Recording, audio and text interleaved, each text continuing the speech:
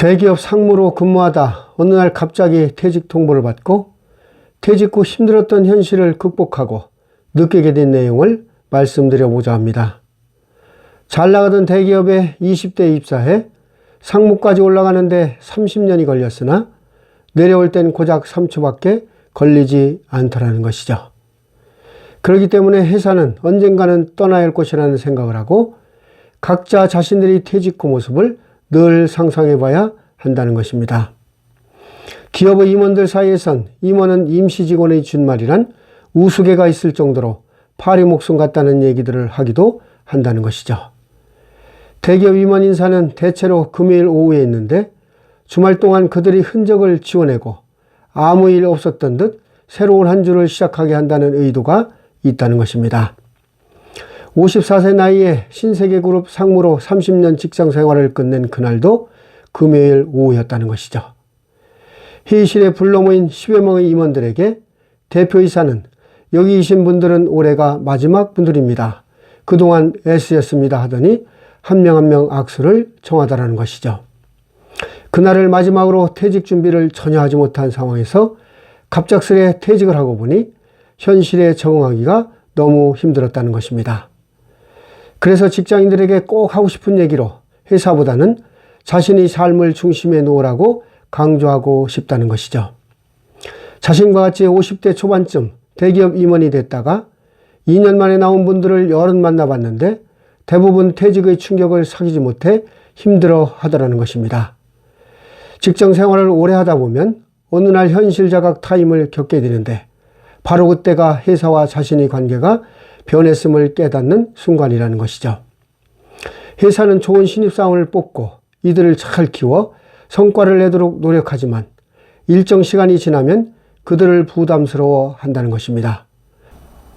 이때가 되면 일부 사람들은 회사 생활에 유종의 미를 거두고 싶다는 생각을 하기도 하고 일부는 혹시 성과라도 더 내면 분위기가 바뀌지 않을까 하는 미련도 갖게 되는데 생각을 잘못하게 되면 나중에 더 큰 충격을 받을 수 있다는 것을 강조하고 있죠. 가볍게 떠나는 주말 여행조차도 사전 조사를 하고 계획을 세우는데 퇴직 후 수십 년 남은 인생 여정을 전혀 준비하지 못했다는 걸 너무 늦게 깨닫게 됐다는 것입니다.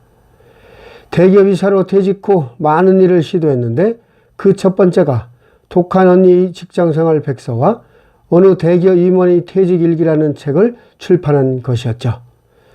하지만 자신이 퇴직한 뒤에 퇴직에 관한 책을 썼지만 내용에는 퇴직에 관한 내용이 전혀 없다라는 것입니다.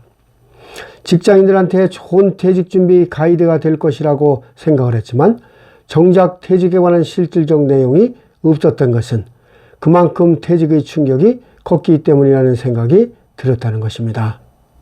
두 번째로 한 일은 5개월 정도 서울의 면접학원에서 상담실장으로 취직해 비품관리며 화장실 청소를 하기도 했는데 상담실장의 대가는 시급 1만 원에 점심으로 김밥 한 줄이 전부였다는 것입니다. 다른 퇴직자에게 상담실장이 왜 청소하고 쓰레기 버린 일까지 하죠 물어보니 회사 나오면 어디나 다 그래요. 그걸 받아들일지 말지는 자신이 선택할 뿐 다른 여지는 없습니다. 급여도 무조건 시간당 1만 원이죠. 어딜 가도 시급은 1만 원? 참 희한한 일이죠. 퇴직자들은 다 알죠. 이게 세상입니다. 그러더라는 것이죠. 퇴직 후 나의 가치는 시간당 1만 원이라는 것과 직장문을 나오면 무엇이든지 상상 그 이상이라는 걸 뼈저리게 알게 된다는 것입니다. 세 번째 겪은 일은 모 헤드헌팅 업체에서 어느 기업이 좋은 자리에 후보로 올랐다며 연락을 하더니 이력서를 넘겨주자 소식을 끊더라는 것이죠. 그제서야 자신이 헤드헌터의 섭외력 과시에 이용됐다는 걸 깨달았다는 것입니다. 또 다른 하나는 의료 관련 창립 멤버로 참여해 노력했지만 경영이 어려워지자 순식간에 해고되는 경험을 맛보기도 했다는 것입니다. 사회에서는 이력이 있는 직장인을 일회용 소모품으로 이용하려는 경우가 너무 많다는 점을 직장인들은 알아야 함을 강조하고 있습니다. 예를 들어 유통업에 있던 사람은 납품처를 찾는 분들이 판로를 뚫는 역할을 기대하며 접근하지만 대부분 단문만 빨리고 버려진다는 것이죠. 아무리 화려하게 재취업한 퇴직자도 1, 2년이 지나면 회사를 떠나야 하는 게 대부분 현실이라는 것입니다. 이런 경험을 겪은 후 그가 얻은 가장 큰 깨달음은 회사가 아니라 내 인생이 삶의 중심에 놓여야 한다는 점을 강조하고 있습니다. 회사 일은 당연히 열심히 해야겠지만 회사가 아니라 나를 위해서 하는 것이고 퇴직 후의 삶에 대해서도 상상해보고 미리미리 퇴직을 준비해야 한다고 말해주고 싶다는 것이죠. 이런 경험을 겪고 나서야 그는 퇴직 컨설턴트라는 새로운 목표를 정하고 글쓰기와 강의 콘텐츠 만들기 등을 연구한 결과 현재는 브런치에 퇴직 관련 글을 쓰기도 하고 강의를 하고 유튜브까지 운영하고 있습니다.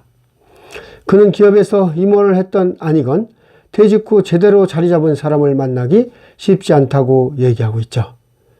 어느 대기업 임원이 잘리자마자 단순 노동자로 일하러 갔는데 거기서 평소 알고 지내던 현직 임원을 만나게 되어 여길 왜 왔냐고 물어보니 곧 잘릴 예정이라 연습 삼아 다니고 있다고 대답을 하더라는 것입니다. 그래서 퇴직자건 재직자건 이런 현실을 알아야 함을 강조하고 있죠. 오늘은 대기업 상무로 퇴직 후 사회에 나와 뻐제리게 겪은 인터뷰 내용을 말씀드려 봤습니다. 제 얘기를 참조하셔서 더 즐겁고 행복한 생활이 되셨으면 좋겠습니다. 오늘도 희망 아고라를 찾아주셔서 감사드리고 앞으로 더 좋은 내용으로 찾아뵙도록 하겠습니다. 고맙습니다.